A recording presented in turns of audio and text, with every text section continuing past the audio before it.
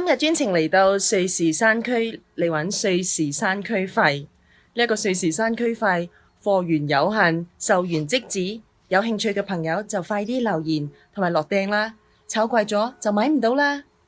快啲行動啦！Hello， 大家好，我係 Vivian 楊秀慧。今日嘅內容咧就非常豐富嘅，因為咧我將會同大家講一講我楊秀慧係咪已經賺夠咗，想要俾大家賺下錢先至開呢一個 YouTube channel 咧。從而咧我亦都會帶出呢幾年我做呢一個網上生意，發覺大家對於呢一個網上生意同埋呢一個實體生意嘅誤解，而呢一種誤解咧，往往就係大家做呢一個網上生意失敗嘅原因啦。咁希望大家聽完之後咧，可以去諗一諗，睇下同你哋一貫嘅呢一個創業，或者一貫做生意嘅方法有冇出入。而你哋搞錯咗，將呢一個網上生意當呢一個實體生意去做，你哋又點會成功呢？而做實體店生意嘅朋友，點解生意會越嚟越難做呢？今日我將會一一同大家去講解嘅。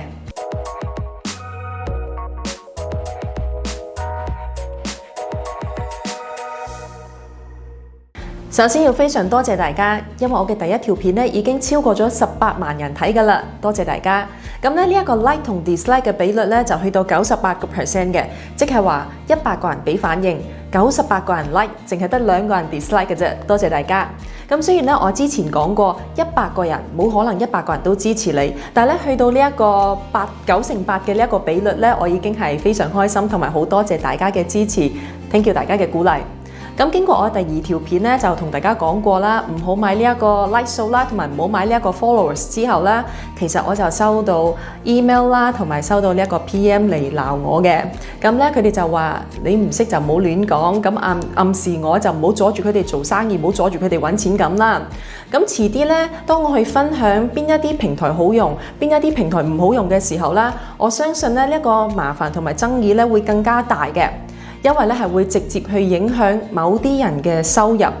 而呢一個收入咧有時可能會係好大嘅，就好似咧我之前曾經有一個網上嘅平台啦嘅 upgrade， 咁我就俾一間香港嘅科技公司去 quote 我嘅價錢啦，咁佢就 quote 我咧200萬港紙嘅呢一個價錢嘅。雖然一啲有規模嘅網站咧，的而且確一啲都唔平嘅，但係如果你哋啱啱創業，我覺得真係唔需要。如果之後咧我拍片同大家真心分享，其實係唔需要使咁多錢嘅話，真係唔需要。我由初頭開始創業嘅時候，只係用一啲免費嘅網站，一步一步咁去 upgrade 嘅。千祈咧就唔好使一啲冤枉嘅錢，我相信我會得罪更加多人嘅。所以大家記住咧，去 like 我嘅 channel、subscribe 同埋記住隔離呢一個鬧鐘啦，撳埋佢，因為咧你撳咗之後，我出新片，你哋就會即時睇得到嘅。咁咧我就其實冇諗過，原來我開呢一個 channel 咧，同大家分享一啲我創業嘅經驗，係會直接影響其他人嘅利益，而俾人鬧嘅。所以你哋嘅支持對於我嚟講係好緊要嘅，冇咗你哋嘅支持，我就冇咁大嘅推動力繼續拍落去噶啦。所以大家快啲支持我，同埋俾鼓勵我啦。咁我哋而家就開始我哋今日嘅 topic 啦。究竟係咪我楊秀慧已經賺夠啦，想分啲俾大家賺，先至開呢一個 YouTube channel 呢？嗱，首先咧，我要表達清楚就係我絕對未賺夠嘅，我係會想我嘅生意咧越做越大，所以咧唔存在一啲我已經賺夠，唔想再賺錢分俾大家賺下啦咁嘅呢一個思維嘅。嗱，以下咧就係我開咗呢一個 YouTube channel 之後，我其中一個網店嘅瀏覽量啦。咁大家可以睇到啦，就我喺7月11號就開始呢一個YouTube channel 就出咗第一條片之後，我公司網站嘅瀏覽量咧就人數就多咗1倍嘅。而最高嘅日子咧，甚至係升咗接近5倍。咁瀏覽人數多咗之後嘅嗰幾日咧，我公司嘅生意額咧就都有20至30% 嘅增加嘅。而我相信增加嘅比例係會越嚟越高，因為大家喺 Google 同埋喺 YouTube 咧搜尋我呢一個頻道嘅關係啦，我公司網站嘅 SEO 排位咧都有所上升。就算你冇興趣都好啦，人流多咗就會令到 YouTube 就將我呢條片就推薦俾更加多人睇。有多啲人睇就會揾到更多需要我產品嘅人，就係咁簡單。網店嘅價值同呢一個實體店嘅價值其實係一樣嘅，就取決於呢一個人流。網店咧就冇地點之分，所以對於網店嚟講，人流就係最緊要嘅因素之一啦。我喺第一條片都講過啦，我喺 Facebook 落廣告嘅錢咧係足以 full pay 我一個香港全新嘅3房單位嘅。咁大家可以試諗下，如果咧我每個月使嘅廣告費係10萬。咁喺冇增加呢一個廣告費嘅情況之下啦，我公司 website 嘅瀏覽量咧就因為呢一個創業頻道嘅緣故啦，就增加咗1倍。咁如果我每個月使10萬落廣告嘅話，咁我每個月就慳咗10萬蚊。咁1年咧我就慳咗120萬。咁如果我每個月咧係使100萬嘅廣告費嘅話，咁我1年咧就慳咗1200萬嘅。如果係5倍人流量上面嘅金額咧就成5倍。所以咧係唔存在一啲我已經賺夠啦，俾大家賺下啦嘅笑話。所以我睇嘅全部都係數據 ，it's all in the numbers， 就係咁簡單。呢一條創業頻道令到我公司嘅瀏覽量增加咗，做多咗生意，我係完全冇損失嘅。而你哋咧亦都係得到一啲免費嘅創業嘅資訊同埋心得，所以咧你哋亦都冇損失嘅，可以話係 win-win。你哋覺得係咪好好咧？耶！咁當然唔係所有嘢都可以量化嘅，就好似咧大家俾我嘅留言啦，俾我嘅鼓勵，俾咗我好大嘅鼓舞咧去對抗一啲 naysayers 嘅。而呢一啲咧係金錢唔可以衡量嘅，所以咧要多謝大家。網上生意同實體生意最大嘅分別係乜嘢呢？對於我嚟講咧，就係數據上面嘅統計能力同埋呢一個數據收集嘅方法。有幾多人買過嘢？幾多 percent 係男？幾多 percent 係女？年齡層係乜嘢？有幾多 percent 咧係由呢一個 search engine 而嚟嘅？有幾多 percent 咧又係由 Facebook 或者 Instagram 落廣告而嚟嘅？喺 Google AdSense 入邊咧落嘅廣告，邊一個字先至係關鍵字，先至可以帶嚟最高嘅效益？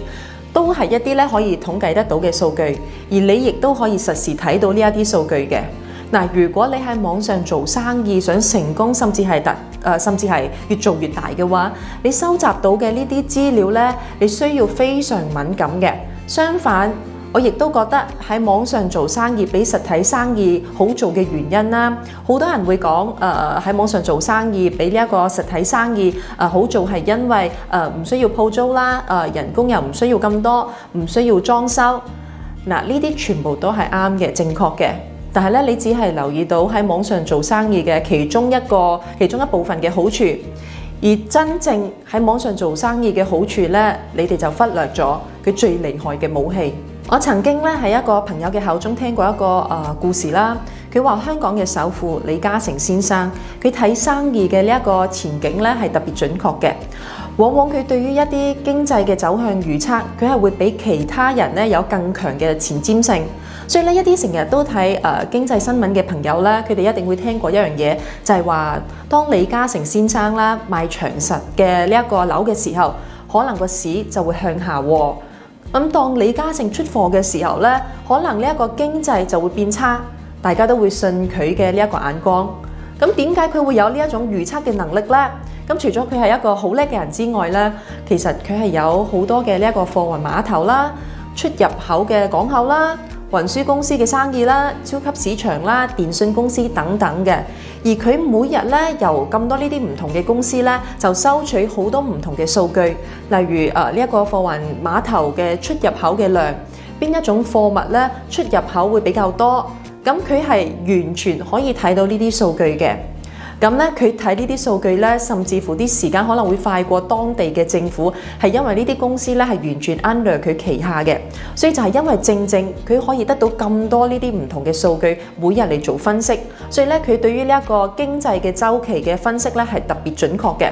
咁事實係咪咁呢？我就唔知啦。但係咧，我覺得係一個非常值得去參考嘅故事嚟嘅。如果你開一間雲吞麵鋪，又或者係一間時裝店嘅鋪頭，你想要知道每一個顧客嘅資料，基本上咧其實係冇咁容易，係冇可能嘅。嗱，雖然有時候咧實間鋪有其中一間可能會做一啲問卷調查，咁其實佢哋係想要搜集多啲顧客嘅資料，等佢哋咧做呢一個生意嘅時候可以去分析點樣可以揾到更加多嘅顧客群。咁第二條片咧我都講過，大數據背後最緊要嘅就係數據嘅呢一個真確性。咁平時咧做呢啲問卷調查嘅人，冇乜嘢人係會真正認真咁去填呢一啲問卷調查嘅，所以可以話係冇乜用。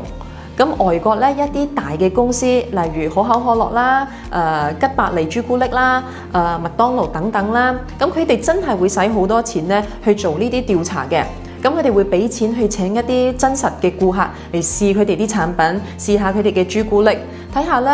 邊一個產品、邊一種口味、邊一種包裝、邊一種顏色，係會得到最多人嘅鍾意。佢哋會做一個統計嘅呢一個調查報告出嚟，為咗去揾出更加多嘅顧客同埋咧顧客有興趣嘅呢一個數據嘅統計。咁如果你公司嘅規模唔夠大嘅話，相信咧你就唔使做呢一樣嘢㗎啦。相反，如果你係做網上生意嘅，你只需要裝一啲合適嘅軟件，例如 Google Analytics 呢個軟件咧係免費嘅，或者咧你亦都可以喺你個 Facebook Business Manager、Ad Manager 你嘅銷售平台嘅後邊都會有 keep check 住呢啲所有嘅數據，例如男女嘅比例啦、時間啦、地區啦、年齡層啦，佢哋係點樣入你嘅網站啦，係邊一個地區嚟㗎啦，又或者佢哋係 organic 入嚟你嘅網站嘅，定係佢哋係你俾錢落廣告而買佢哋入嚟嘅。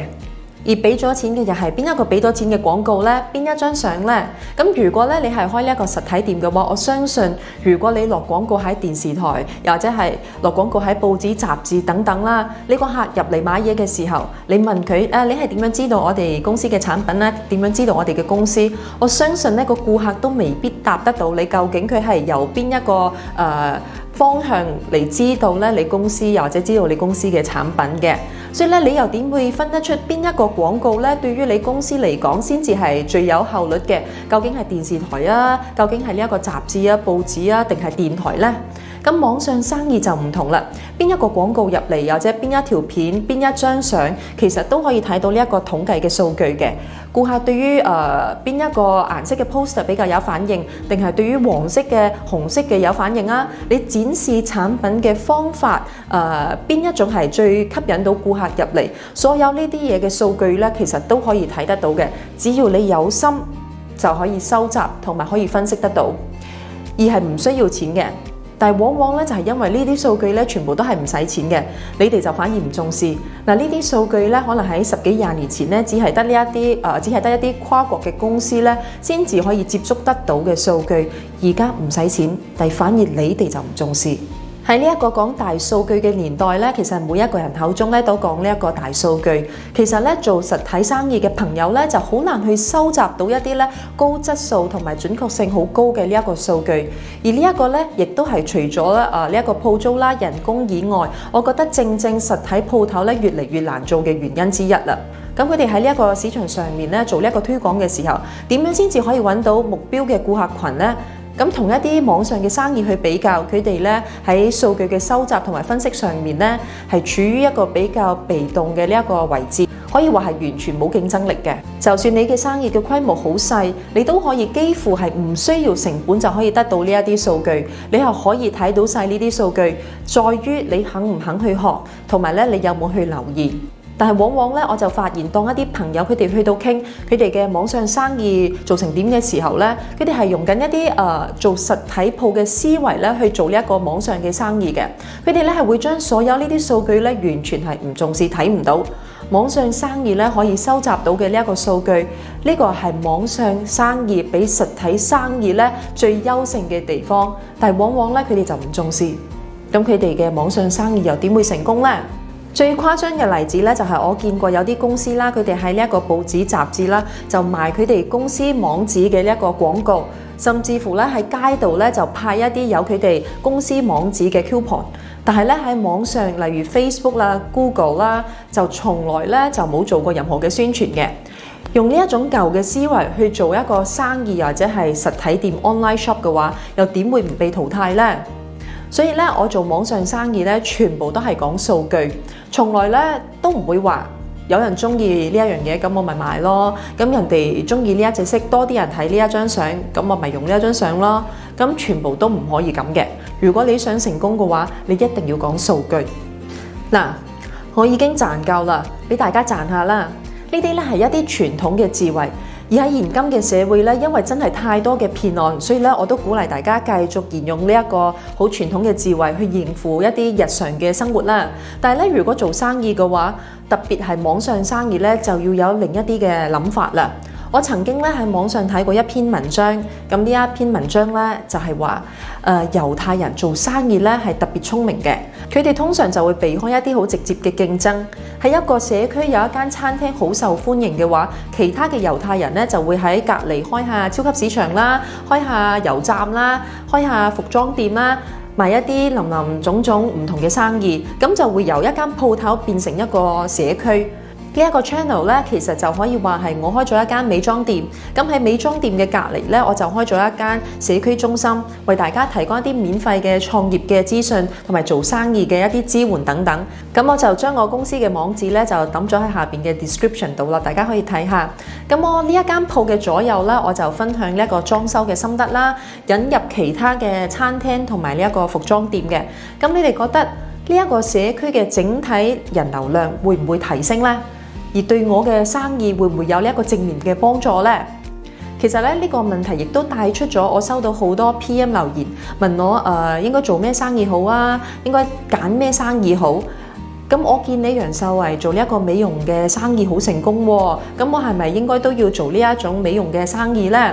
咁其實咧做咩生意入邊咧係有好多嘅巧妙嘅，並唔係每一行咧都適合你哋，所以咧切忌追逐。咁我唔想咧呢一條片今次呢條片太長啦，所以呢一 part 咧我會留翻下次先至同大家分析嘅。咁所以我希望大家要有一個相同嘅思維，